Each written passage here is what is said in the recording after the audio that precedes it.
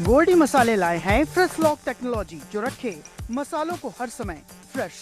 गोल्डी मसाले। नमस्कार, उत्तर प्रदेश की खबरों में आपका स्वागत है। मैं हूं मनोज मानस। खबरों का रुख करेंगे उससे पहले देख लेते हैं इस वक्त की अहम सुर्खियां। सीएम योगी ने की समीक्षा बैठक। जिला मुख्यालयों की नगर पालिकाएं होंगी विकसित। गौरव पथ स्मार्ट क्लासरूम बनेगा। ईवी स्टेशन डिजिटल सेवाएं होंगी विकसित। श्री कृष्ण जन्मभूमि विवाद मामले में 12 सितंबर को अगली सुनवाई। इलाहाबाद हाईकोर्ट में 18 वाद पर हुई सुनवाई। दोनों पक्षों ने पेश किए अपने अपने दावे। फर्जी दस्तावेजों के जरिए रोहिंग्या बांग्लादेशियों को बसाने की साजिश का खुलासा। यूपी एटीएस ने 8 लोगों को किया गिरफ्तार। विदेशी नागरिकों को फर्जी कागजों से दिलाते थे पहचान। अखिलेश यादव पर पूजा पाल ने लगाए गंभीर आरोप। कहा पत्नी डिंपल ने खुद बीजेपी को वोट दिया। एक्स पर चिट्ठी शेयर कर लिखा अन्याय और विश्वासघात के खिलाफ मेरी आवाज। बाराबंकी में मंगलपुर गांव में 15 लाख का सोने चांदी की जेवरात चोरी। क्षेत्र में नहीं थम रही चोरियों का सिलसिला। पुलिस की कार्यशैली पर उठे सवाल। और बिजनौर में पत्नी के खिलाफ आवाज उठाना पति को पड़ा महंगा। पत्नी ने ब्लेड से काटा पति का गुप्तांग। शादी के बाद छिप छिप कर दूसरों से करती थी बात। पति ने किया था। देख रहे हैं के न्यूज़, खबरों का सारथी। और अब खबरें विस्तार से। अहम खबर से बुलेटिन की शुरुआत करेंगे प्रयागराज से। अहम खबर जहां श्री कृष्ण जन्मभूमि विवाद मामले में सुनवाई हुई है। इलाहाबाद उच्च न्यायालय में हुई सुनवाई। सभी 18 वादों पर सुनवाई हुई है। 12 सितंबर को अब अगली सुनवाई होगी।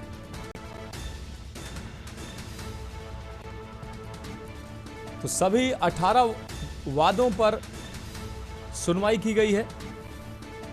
12 सितंबर को होगी अगली सुनवाई। तो प्रयागराज से अहम खबर श्री कृष्ण जन्मभूमि विवाद मामले में सुनवाई हुई है। इलाहाबाद उच्च न्यायालय ने मामले की है सुनवाई। मधुर दरबारी हमारे संवाददाता ज्यादा जानकारी के लिए हमारे साथ जुड़ गए हैं। मधुर, 18 वादों पर उच्च न्यायालय ने सुनवाई की है। 12 सितंबर को अब अगली सुनवाई निर्धारित की गई है। ये जो मामला है ये काफी संवेदनशील है। श्री कृष्ण जन्मभूमि विवाद मामले में अब सुनवाई हुई है। क्या कुछ अहम अपडेट है मधुर?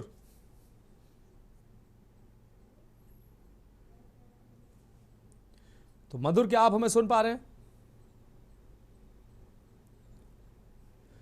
तो हमारे संवाददाता मधुर दरबारी से हमारा संपर्क नहीं हो पा रहा। दोबारा से उनसे जोड़ने का प्रयास करेंगे। तो श्री कृष्ण जन्मभूमि विवाद मामले में सुनवाई हुई है। 18 वादों पर उच्च न्यायालय ने सुनवाई की है। तो इलाहाबाद उच्च न्यायालय ने 18 वादों पर सुनवाई की है। सभी 18 वादों पर उच्च न्यायालय ने सुनवाई की है। 12 सितंबर को अगली सुनवाई की तिथि नियत की गई है। आपको बता दें श्री कृष्ण जन्मभूमि विवाद में अब हाईकोर्ट ने सुनवाई की है। इलाहाबाद उच्च न्यायालय ने इस मामले से जुड़े 18 वादों पर सुनवाई की है।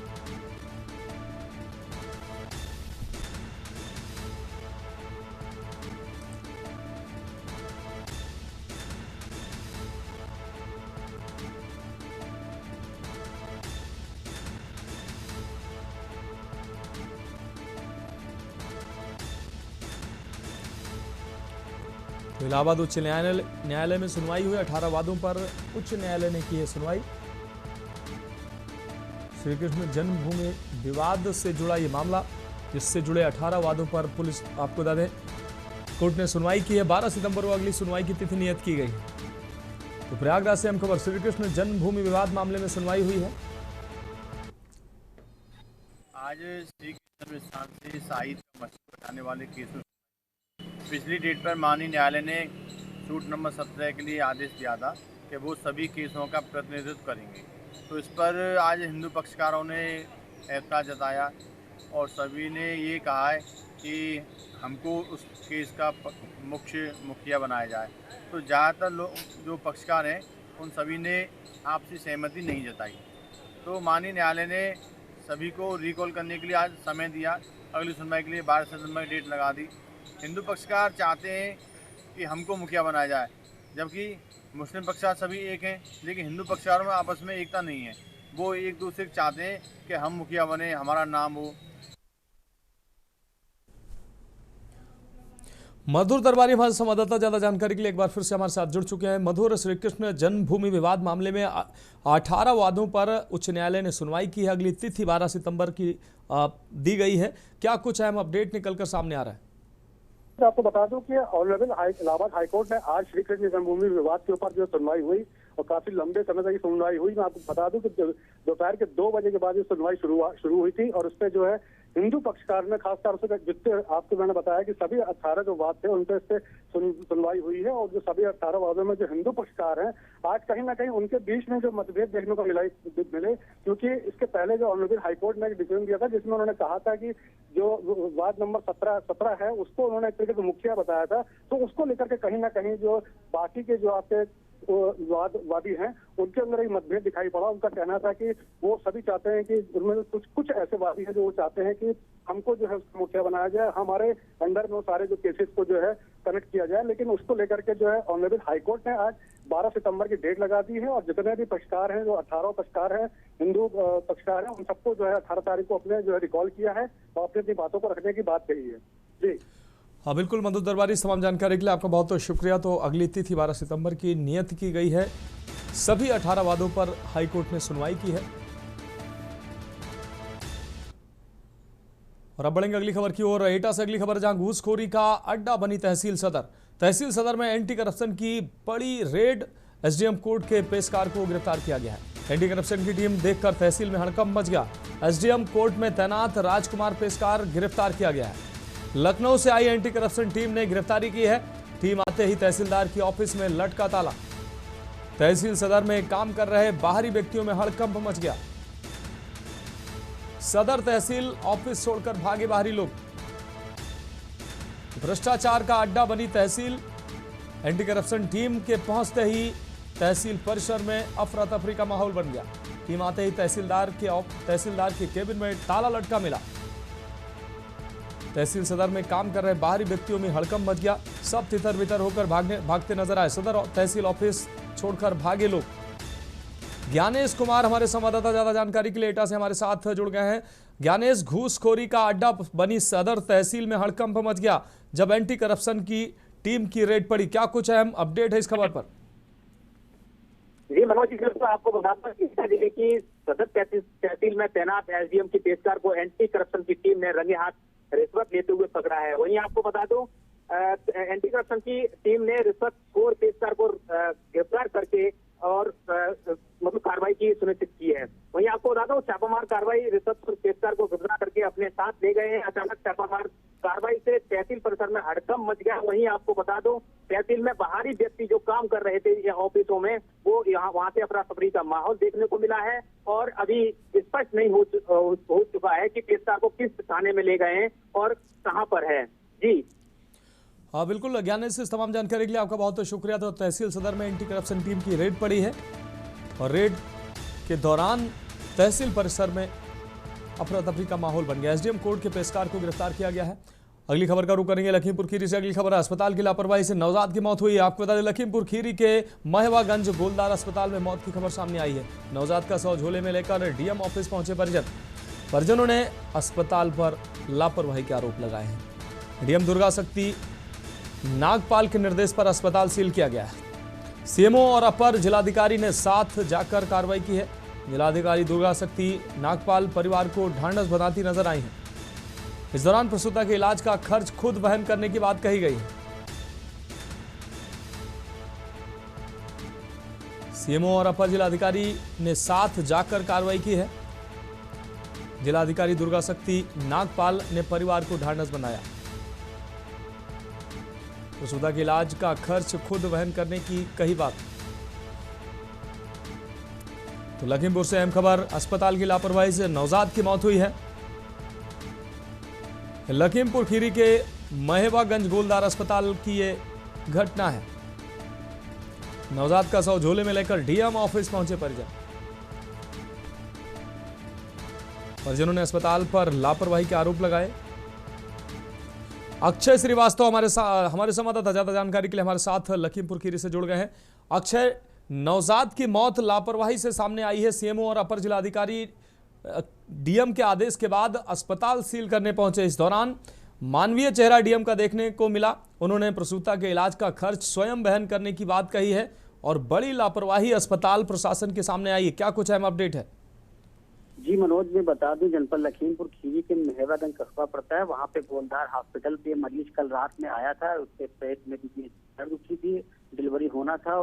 किसी कारणवश मरीज डिलीवरी नहीं करा पाया और डॉक्टर की लापरवाही निकल के सामने आई। डॉक्टर ने मरीज को किसी प्राइवेट हॉस्पिटल रेफर किया। जब वहाँ पे बच्चे का जन्म हुआ तो नवजात शिशु की मौत हो चुकी थी। फिर उसके बाद नवजात बच्चे को लेकर परिजन को लेकर झोले में पहुंचे। डीएम पे गुहार लगे तो डीएम दुर्गा शक्ति नागपाल ने तुरंत अस्पताल सील करने के आदेश दिए। उसके बाद तुरंत आनंद फानंद में सीएमओ लखीमपुर खीरी डॉक्टर संतोष गुप्ता और अपर जिलाधिकारी दोनों मौके पर पहुंचे और अस्पताल को सील किया। और वहीं डीएम दुर्गा शक्ति नागपाल ने निर्देश दिया है कि जो भी प्रसूता है जैसी भी हालत है उस पर पूरी नजर बनाए रखी जाएगी। एडीएम को भी भेजा है, मरीज का हालचाल ले रही है। वहीं डीएम साहब का भी कहना है कि जो भी इलाज में खर्चा आएगा वो हम पूरा खर्चा दे देंगे। बहुत शुक्रिया अक्षय इस तमाम जानकारी के लिए। तो नवजात का शव झोले में लेकर डीएम ऑफिस पहुंचे परिजन।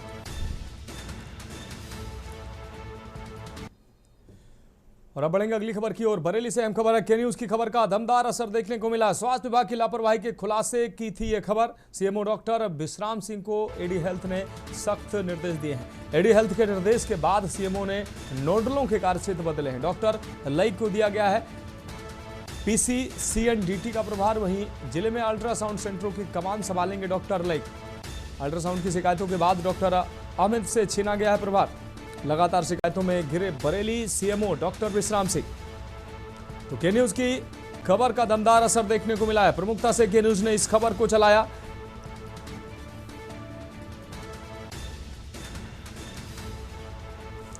जिले में अल्ट्रासाउंड की शिकायतों के बाद डॉक्टर अमित से प्रभार छीना गया।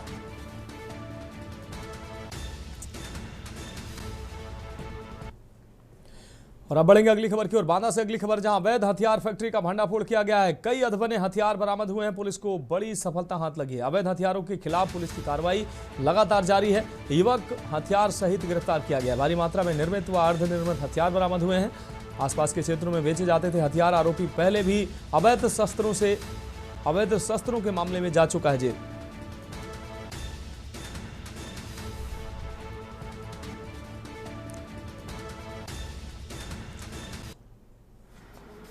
दिनांक 21 अगस्त 2025 को ग्राम निभौर थाना बबेरू में पुलिस को सूचना मिली कि एक व्यक्ति जिसका नाम राम भजन पुत्र देवलाल निवासी निभौर है, उसके द्वारा बड़ी मात्रा में अवैध शस्त्रों का निर्माण किया जा रहा है।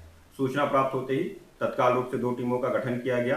तदुपरांत पुलिस द्वारा सफलतापूर्वक उक्त अभियुक्त को गिरफ्तार किया गया और दौरानी गिरफ्तारी बड़ी मात्रा में निर्मित अर्धनिर्मित शस्त्र, कारतूस और उनको बनाने वाले उपकरण भी बरामद हुए हैं। अब रुक करेंगे अगली खबर का। अलीगढ़ से अगली खबर है, जहां आंदोलनकारी एएमयू छात्रों की बिगड़ी हालत बिगड़ने पर पीड़ित छात्र की मां बहन ने तुड़वाया अनशन। परिवार ने कहा कि मजबूरी में जान बचाने को तुड़वाया अनशन। परिवार बोला जारी रहेगा छात्र हितों को लेकर जारी आंदोलन। विश्वविद्यालय पर लगाया धोखाधड़ी और जुल्म करने का आरोप। थाना सिविल लाइन क्षेत्र के एएमयू परिसर का यह पूरा मामला है। परिवार बोला जारी रहेगा छात्र हितों को लेकर आंदोलन।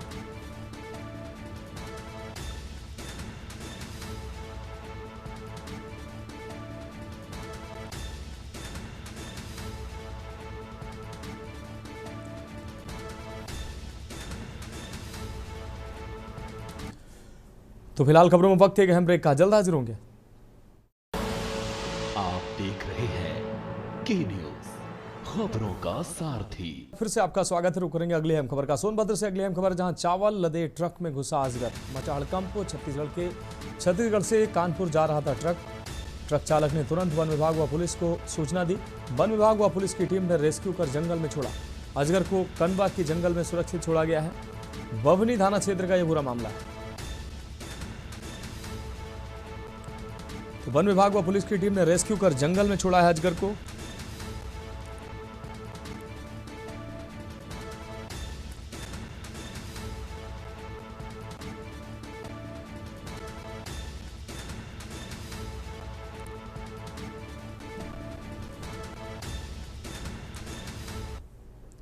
और अगली खबर का रुख करेंगे अगली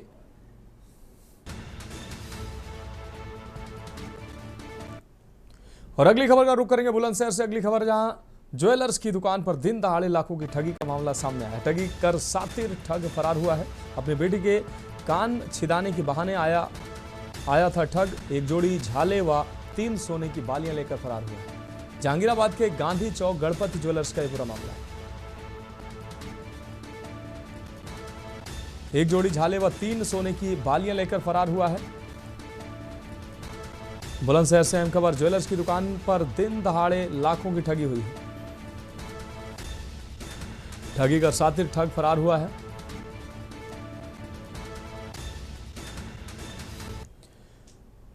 बढ़ेंगे अगली खबर की ओर। नोएडा से अगली खबर जहां साइबर क्राइम को लेकर कार्यशाला आयोजित की गई है। कार्यशाला में यूपीएसआईएफएस के निदेशक डॉक्टर जीके गोस्वामी मौजूद रहे।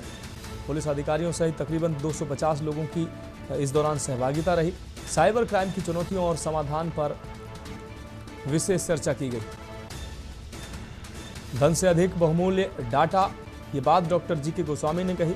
फाइनेंस की तरह होना चाहिए डाटा ऑडिटेड, सावधानी से होना चाहिए सोशल मीडिया प्लेटफॉर्म का इस्तेमाल, अन्य क्षेत्रों की तरह जरूर कराना होगा डिजिटल इंश्योरेंस। कार्यशाला में डीएनए कुंडली पर भी चर्चा की गई।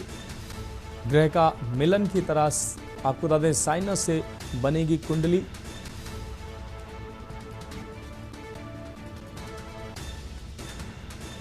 तो genetic future scientific analysis sector 108 स्थित आयुक्त कार्यालय में हुई कार्यशाला।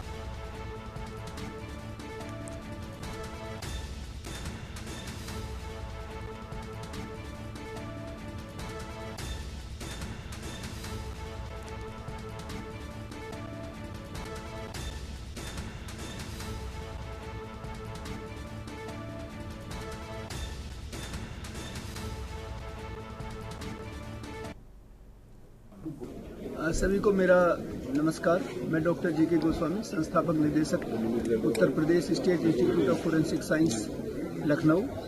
आज नोएडा कमिश्नरेट पुलिस और हमारे यूपीएसआईएफएस लखनऊ के तत्वाधान में एक संयुक्त वर्कशॉप यहाँ किया गया। उत्तर प्रदेश सरकार और उत्तर प्रदेश पुलिस के निर्देश के क्रम में विशेष रूप से माननीय मुख्यमंत्री जी योगी आदित्यनाथ जी और हमारे डीजीपी साहब का जो निर्देश था, उसमें अभी हाल ही में एक इंटरनेशनल वर्कशॉप यूपीएसएफ ने 3 दिन की कराई है और उसमें digital protection, cyber security, cyber crime जैसे जो बहुआयामीय विषय हैं, इन पर चर्चा की गई।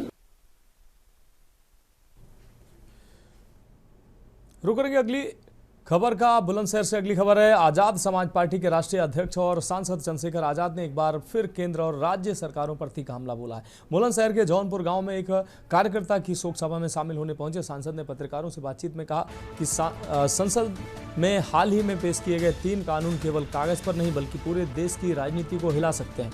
उन्होंने चेतावनी देते हुए कहा कि संसद में कानून पास कराना जितना आसान दिखता है उतना होता नहीं है। इसकी आंच नीतीश कुमार और चंद्रबाबू नायडू तक पहुंचेगी और उत्तर प्रदेश तक भी असर देखने को मिलेगा। चंद्रशेखर आजाद ने बिहार विधानसभा चुनाव से पहले मतदाता सूची से 65,000 नाम हटाए जाने को सुनियोजित वोट चोरी करार दिया। उन्होंने कहा, चोरी हक की हो या वोट की, चोरी गलत है। जब वोट की चोरी होती है तो जनता के मन में आक्रोश और अविश्वास पैदा होना स्वाभाविक है। सरकार पर हमला जारी रखते हुए चंद्रशेखर ने कहा, यह सरकार दलित विरोधी, गरीब विरोधी, वंचित विरोधी है। यह सरकार अमीरों को फायदा पहुंचाने के लिए गरीब की जमीन और जिंदगी लूटना चाहती है। संसद में पेश 3 कानून पर बोलते हुए चंद्रशेखर आजाद ने कहा कि संसद में कानून पास कराना आसान नहीं।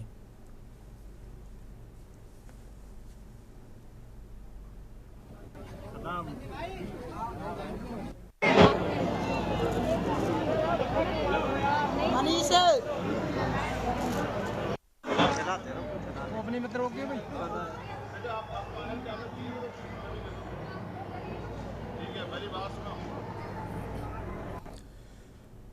अगली खबर राजधानी लखनऊ से। उत्तर प्रदेश एटीएस ने बड़ी कार्रवाई करते हुए भारतीय आधार जैसे संवेदनशील दस्तावेजों को इलेक्ट्रॉनिक व मैनुअल तरीके से कूट रचित कर रोहिंग्या, बांग्लादेशी और अन्य विदेशी नागरिकों को उपलब्ध कराने वाले अंतर्राज्यीय गिरोह का खुलासा किया है। इस गिरोह के मुख्य सरगना समेत 8 आरोपियों को गिरफ्तार किया गया है। इस कार्रवाई की पुष्टि एडीजी कानून एवं व्यवस्था एटीएस उत्तर प्रदेश अमिताभ यस ने की है। उन्होंने बताया कि गिरोह संगठित रूप से नकली दस्तावेज तैयार कर अवैध रूप से विदेशी नागरिकों को भारत में पहचान दिलाने का कार्य कर रहा था। यूपी एटीएस द्वारा एक बड़े अंतर्राज्यीय गिरोह का खुलासा किया गया है, जो इलेक्ट्रॉनिक एवं मैनुअल तरीके से कूटरचित भारतीय दस्तावेज तैयार कर अवैध विदेशी नागरिकों, विशेष रूप से रोहिंग्या, बांग्लादेशी एवं अन्य अपात्र व्यक्तियों के लिए आधार कार्ड जैसे महत्वपूर्ण भारतीय पहचान दस्तावेज तैयार कर रहा था। कुछ माह से प्राप्त आसूचना एवं तकनीकी और भौतिक निगरानी के आधार पर यह तथ्य प्रकाश में आया कि यह गिरोह उत्तर प्रदेश, पश्चिम बंगाल, बिहार, दिल्ली, एनसीआर, राजस्थान, महाराष्ट्र, हरियाणा एवं उत्तराखंड राज्यों में भी सक्रिय था। गिरोह के सदस्यों द्वारा वैध रूप से पंजीकृत जन सेवा केंद्रों में अस्थायी नौकरी करके पूरी प्रक्रिया की जानकारी प्राप्त की गई। इसके बाद उन्होंने अधिकृत यूजर के आईडी तथा पासवर्ड, थंब इम्प्रेशन एवं आइरिस स्कैन हेतु आंखों के क्लोज फोटोग्राफ अवैध रूप से प्राप्त किए। बढ़ेगी अगली खबर की ओर। खबर नोएडा से है, जहां ईस्टर्न पेरिफेरल रोड पर अकबरपुर टोल प्लाजा के पास खड़े एक ट्रक में तेज रफ्तार कार पीछे से टकराई, जिससे कार सवार 6 लोग घायल हो गए। हादसे की खबर पाकर मौके पर पहुंची थाना दादरी पुलिस ने घायलों को अस्पताल पहुंचाया, जहां इलाज के दौरान 3 को मृत घोषित कर दिया गया। अन्य घायलों ललित, अरविंद और कुलदीप को गंभीर चोटें आई, जिनका अस्पताल में इलाज जारी है। दुर्घटना की जानकारी पाकर मृतकों के परिजन रोते बिलखते मौके पर पहुंच गए। पुलिस ने कार और ट्रक को कब्जे में लेकर मामले की जाँच पड़ताल शुरू की। दोनों गाड़ियों को सड़क से हटवाकर पुलिस ने कार को कटवाने के बाद गाड़ी में फंसे लोगों को बाहर निकलवाया। पुलिस के मुताबिक सभी कार सवार फरीदाबाद जा रहे थे। इलाज के दौरान मृत घोषित गौरव, लोकेश और गौतम बताया जा रहा है।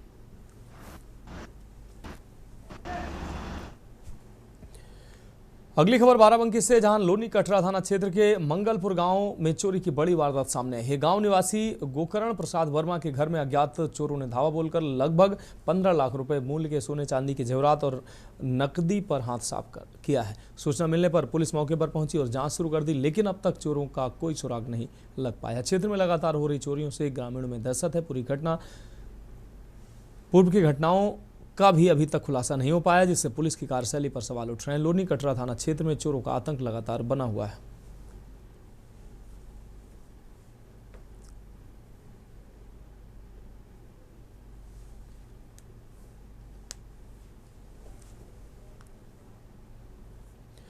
बिजनौर के मंडावर थाना क्षेत्र में एक चौंकाने वाली घटना सामने आई है। आपको बता दें, एक व्यक्ति ने अपनी पत्नी पर गुप्तांग काटने का आरोप लगाया है। पीड़ित ने एसपी को शिकायत पत्र सौंपकर आरोपी पत्नी के खिलाफ कार्रवाई की मांग की है। पीड़ित की शादी 29 अप्रैल 2025 को कोतवाली देहात थाना क्षेत्र की एक युवती से हुई थी। पीड़ित का आरोप है कि शादी के बाद से पत्नी का व्यवहार संदिग्ध था। वह अज्ञात लोगों से छिप कर बात करती थी, जिसकी कॉल रिकॉर्डिंग पीड़ित के पास मौजूद है। बुधवार को घटना के दिन पीड़ित जब पत्नी के पास संबंध बनाने गया, तब पत्नी ने ब्लेड से उसके गुप्तांग पर वार कर दिया। पीड़ित की चीख सुनकर उसके पिता मौके पर पहुंचे। उन्होंने तुरंत पीड़ित को डॉक्टर के पास पहुंचाया, जहां गुप्तांग पर 7 टांके लगाए गए। गुरुवार को पीड़ित ने पुलिस को तहरीर दी। पुलिस ने तहरीर के आधार पर पत्नी के खिलाफ केस दर्ज कर जांच शुरू कर दी है। शुक्रवार को पीड़ित अपने परिजन के साथ एसपी दफ्तर पहुंचा और शिकायती पत्र देकर कार्रवाई की मांग की।